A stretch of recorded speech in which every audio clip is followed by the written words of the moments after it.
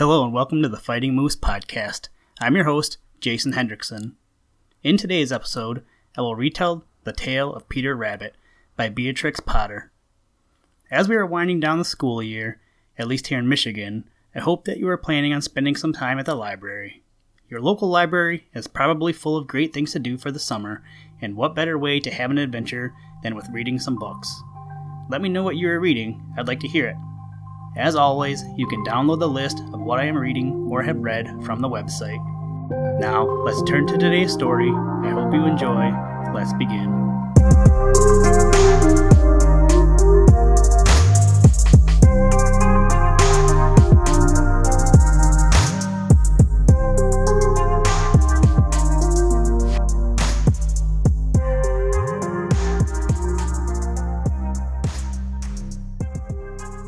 The Tale of Peter Rabbit by Beatrix Potter. Once upon a time, there were 4 little rabbits, and their names were Flopsy, Mopsy, Cottontail, and Peter. They lived with their mother in a sandbank underneath the root of a very big fir tree. "Now, my dears," said old Mrs. Rabbit one morning, "you may go into the fields or down the lane, but don't go into Mr. McGregor's garden. Your father had an accident there. He was put in a pie by Mrs. McGregor. Now, run along, and don't get into mischief. I am going out." Then old Mrs. Rabbit took a basket and her umbrella to the baker's. She bought a loaf of brown bread and 5 currant buns. Flopsy, Mopsy, and Cottontail, who were good little bunnies, went down the lane to gather blackberries. But Peter, who was very naughty, ran straight away to Mr. McGregor's garden and squeezed under the gate. First, he ate some lettuces and some French beans, and then he ate some radishes. And then, feeling rather sick, he went to look for some parsley. But round the end of a cucumber frame, whom should he meet but Mr. McGregor? Mr. McGregor was on his hands and knees, planning out young cabbages, but he jumped up and ran after Peter, waving a rake and calling out, "Stop, thief!" Peter was most dreadfully frightened. He rushed all over the garden, for he had forgotten the way back to the gate.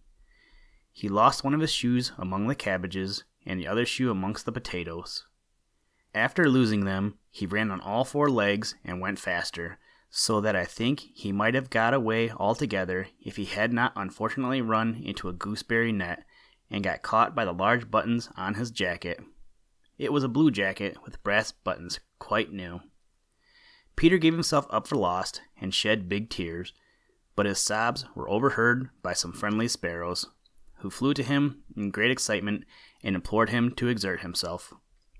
Mr. McGregor came up with a sieve which he intended to pop upon the top of Peter, but Peter wriggled out just in time, leaving his jacket behind him, and rushed into the tool shed and jumped into a can.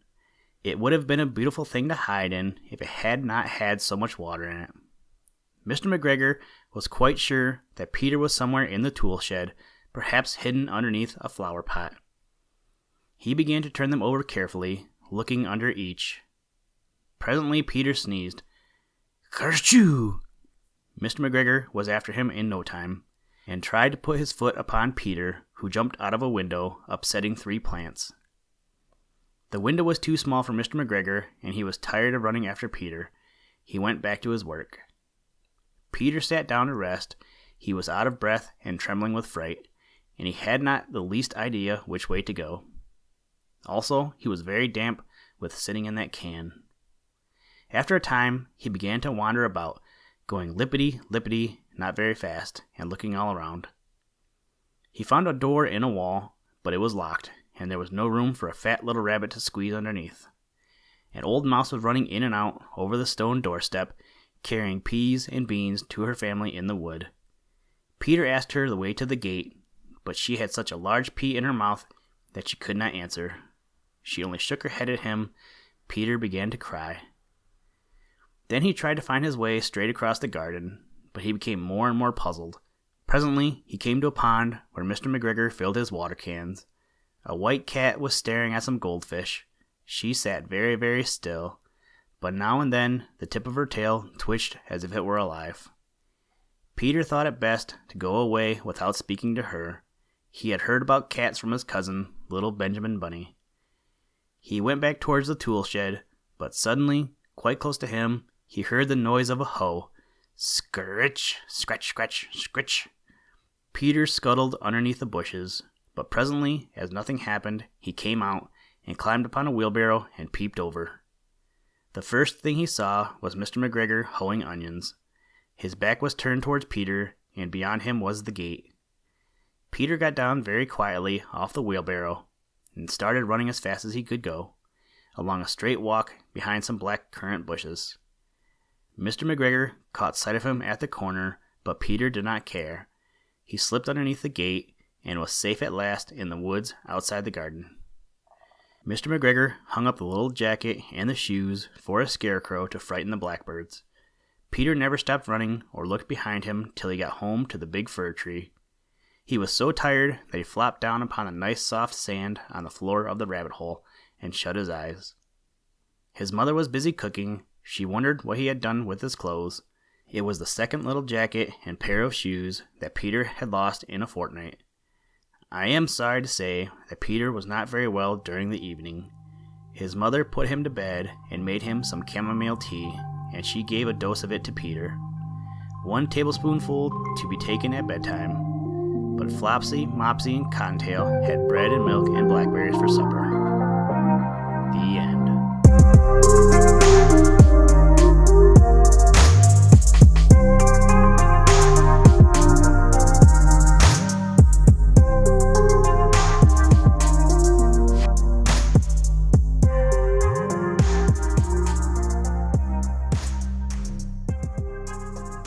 Thank you for listening to this episode of the Fighting Moose podcast.